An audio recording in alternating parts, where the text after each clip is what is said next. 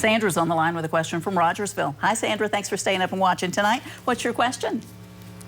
Well, we dealt with, I hit a deer head on Highway 72, and I was going 60 miles an hour. Ooh. And, yeah, and my insurance company totally made us do all of the work.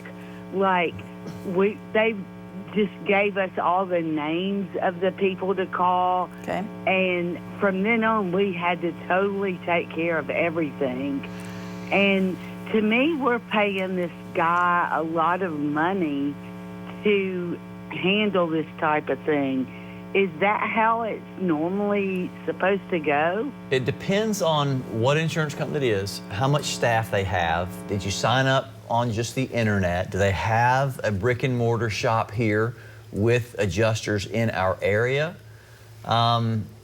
Typically, back in the day, adjuster would come out, evaluate your vehicle, have you take it to the shop, hook you up with a rental car, and then while they're repairing your vehicle, you just go on the rental car.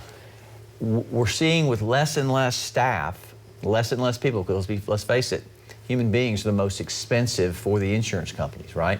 Yep. And so they're limited in the number of staff that they have, and oftentimes they're moving to, hey, we need you to do this, you do that, because again, like I said in the last question, you have a duty to mitigate your damages and help them with that claim.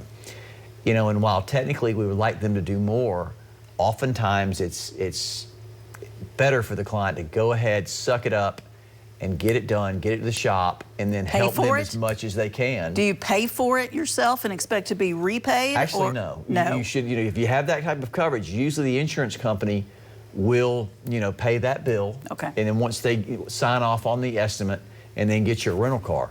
What if they don't? What is the next step? You know, if they drag their feet, a lot of times I'll tell clients to go ahead and pay for the rental car if you can. Okay. Because you got to get to work, you got to take the kids to school, you got to make all those things happen, and if it all falls apart, then it gets even worse. So I would love to say, no, you wait for them to do it, but it may not get done, and then you're in a worse position. So in the real world, do what you can to assist that process, and hopefully you can get your claim taken care of sooner rather than later. And in the end, you want, you know, that's the best cause. Do you want a brick and mortar shop for your personal coverage? Do you want, you're not going to buy something off the internet? Right. You know, if nobody's here to go and see and talk to and sit down with, I've heard horror stories of, I can't get anybody, I'm just clicking on the internet, nobody will call me back, and then what are you going to do? Yeah. And so it makes a difference to have a brick and mortar, someone you can go and sit down face to face with, just like sadly, old school. Yeah. We're going to take a break, be right back, answering more of your questions about fighting the insurance company. Stay with us.